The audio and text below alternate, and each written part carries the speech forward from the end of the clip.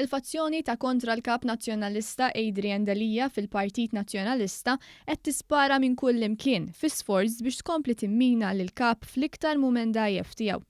Il-Gazzetta kulħadd żvelat kif fl-aħħar jiem tiġri xnija li Adrian Delija offra r-riżenja tiegħu u li kien is-Segretarju Ġenerali Clyde Puli li ma ċettaħiex, anki wara direzzjoni u pressjoni f'dan is-sens minn Pierre Portelli, il-kap eżekuttiv tal-Midja tal-Partit Nazzjonalista u wieħed fost l-eqreb ta' Adrian Delija.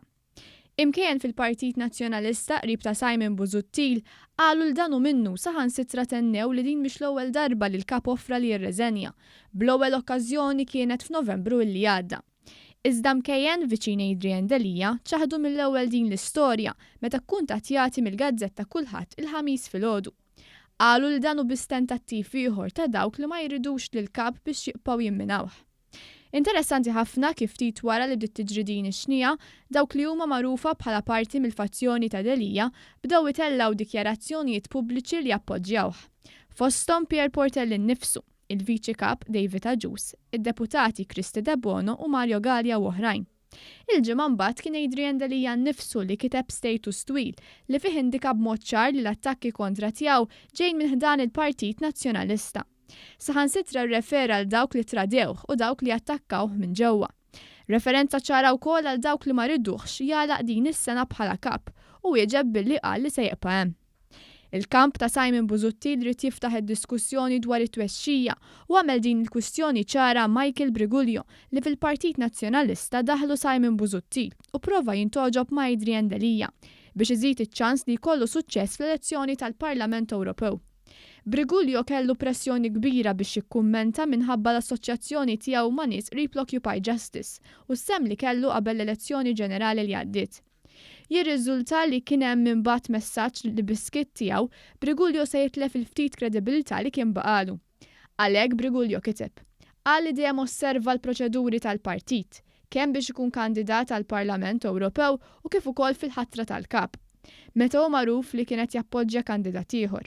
Iżda tenna li l-kwistjonijiet li tidawru lil Partit Nazzjonalista bħalissa għandhom bżonn deliberazzjoni u diskussjoni li ma jkunux fuq l-internet. Dan għal-ġid tal-partit u tal-oppożizzjoni għal Briguglio. Jidher li ta' Briguglio hija l-ewwel mossa minn sensiela li se jtolbu diskussjoni interna fih dan il-Partit Nazzjonalista. Dan bilan li tinfetaħ għal kollox id-diskussjoni dwar it-tmexxija, inkluż fil-Kunsill Ġenerali. Intant il-Gazzetta llum ukoll komplet tiżvela li jridu jqaċċu lil Delija minn kap qabel Mejju. Iżda Delija se jibqa' żgur. 3 sorsi fil-Partit Nazzjonalista, 2 mis-sorsi huma deputati nazzjonalisti u ieħor kandidat tal-Parlament Ewropew, qalu li s-sitwazzjoni fil-Partit Nazzjonalista hija ħażina ħafna. 2 mis-sorsi qalu lillum li qed isiru laqgħat sigreta illi fihom deputati u uffiċjali tal-partit qed jippjanaw kif Delija se jkun imġiegħel jitneħħa. Is-sors viċin Adrian Delija qal li l-laqgħat qed isiru minn nies tas-soltu, imma qal li Delija se jibqa' kap. Deputat Nazzjonalista li tkellem mal-lum qal li s-sitwazzjoni fil-Partit Nazzjonalista hija komplikata ħafna u qal li ma jaħsibx li l-partit jista' jistenna aktar għax sejrin lura flok il-qudiem bħalissa.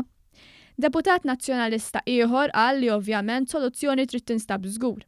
Taqta' fejn taqta' se joħroġ id-demm qal l-istess deputat Nazzjonalista. Intant The Sunday Times qalet li l-President tal-Eżekuttiv tal-Partit Nazzjonalista Mark Anthony Sammut qal l-Eżekuttiv se jiddiskuti l-allegazzjonijiet fil-konfront ta' Adrian Delija, għalkemm għadu m'hemmx data ta' meta ser issir din il-laqgħa.